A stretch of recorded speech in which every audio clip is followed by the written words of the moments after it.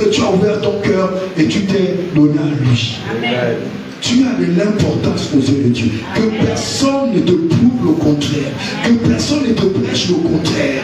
Qu'on te reprenne, qu'on te dise quoi que ce soit. L'amour de Dieu doit être la base qui te motive d'aller dans sa maison. Doit être la fondation qui te pousse toujours d'aller dans la maison de l'Éternel. David a dit, je demande à l'Éternel une chose, que je désire ardemment. Je voudrais habiter toute ma vie dans la maison de l'Éternel.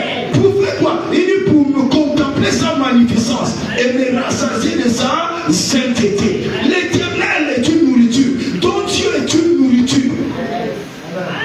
Alléluia. Ça nourrit ton esprit. Nourris-toi de l'Éternel. Nourris-toi du Seigneur Jésus-Christ. Et l'apôtre Paul exprime cela d'une autre manière. Il dit, je vous fortifie vous toujours dans le Seigneur. Frère, rien à l'extérieur ne peut t'amener à être fortifié. Tu dois être fortifié de l'intérieur pour affronter les tempêtes, les vagues à l'extérieur. Voici pourquoi il dit, fortifiez-vous toujours dans le Seigneur. Parce que quand tu regardes dans le Seigneur, tu vois le Seigneur est saint. Donc je suis saint. Même si les hommes disent que tu es pécheresse, tu es ceci, mais tu dois d'abord réaliser ton identité, ta position en Christ. Christ a été fait pour toi sainteté. Donc la sainteté est déjà en toi. La sainteté que tu cherches, tu ne t'es pas physiquement. Non, c'est déjà en toi. Réalise déjà que c'est en moi. C'est déjà en moi. Si Christ est en moi, la sainteté est en moi. Si Christ est en moi, la justice est en moi. Il y a une force en moi. Il y a une capacité en moi. Il y a des choses qui sont en moi. Au reste, fortifiez-vous toujours dans le Seigneur. Et il réjouissez-vous toujours. Toujours dans le réjouissez-vous toujours dans le Seigneur. Frères et sœurs, tout peut être chaotique autour de ta vie. Mais si tu as appris à mettre ta joie dans les choses éternelles, dans celui qui est ressuscité, frère, tout est sombre autour de ta vie. Tu te vois seulement quelqu'un qui se lève le matin, qui commence à rire, qui commence à sourire. Pourquoi? Parce que tu as réalisé que celui qui t'a aimé, on l'a mis dans la tombe, mais il n'est pas resté dans la tombe. Il est ressuscité, il est vivant. Celui que j'adore est vivant. Il est monté au ciel des cieux et il s'est assis à la droite de Dieu le Père. Il est vivant, frères et sœurs. Il est vivant. Et tu commences à sourire. Alléluia. Réjouissez-vous toujours dans le Seigneur. Et là tu réalises que ta louange a un sens. Parce qu'il est vivant. S'il est vivant, il écoute.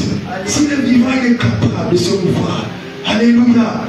Réalise la profondeur de l'amour de Dieu. Amen. Frères et sœurs, les sorciers viennent aussi à l'église. Hein? Est-ce que vous comprenez? Yes. Et ils viennent pour faire le travail de leur père. Voici pourquoi on doit élever les tendants dans la prière. Amen.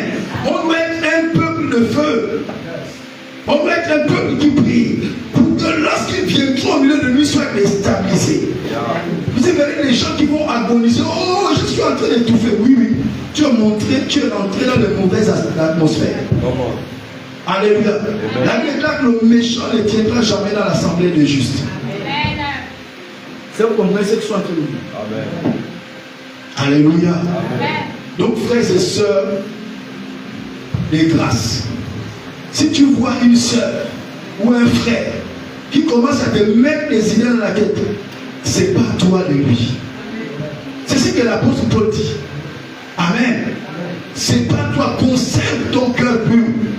Proverbe 4 dit, garde ton cœur plus que toute autre chose, car de lui viennent les sources de la vie. La vie, c'est ton cœur. C'est pas d'abord ton corps. Tu te réveilles le matin, au jour, ce n'est pas d'abord le corps et le serviteur de l'esprit.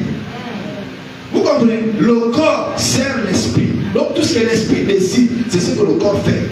Donc ne privilégie pas d'abord ton corps. Privilégie l'esprit. Même si tu te réveilles le matin, tu sens que le corps a mal. Parle ce que tu vois en esprit. Amen.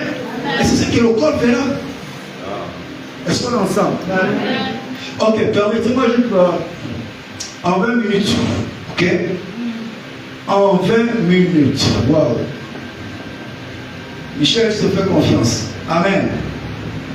L'apôtre Paul dit ceci, si donc quelqu'un se conserve pur en s'abstenant de ces choses, il sera un vase d'honneur, sanctifié, utile à son maître, propre à toute bonne œuvre. On a été créé en Christ, selon, comment on appelle ça, Éphésiens chapitre 2, le verset 10. Pour les bonnes œuvres. Nous sommes l'ouvrage de Dieu en Christ. On a été créé pour voir les bonnes œuvres. Alléluia. Mais tu ne pourras pas produire ces bonnes œuvres si tu n'es pas purifié, si tu n'es pas sanctifié.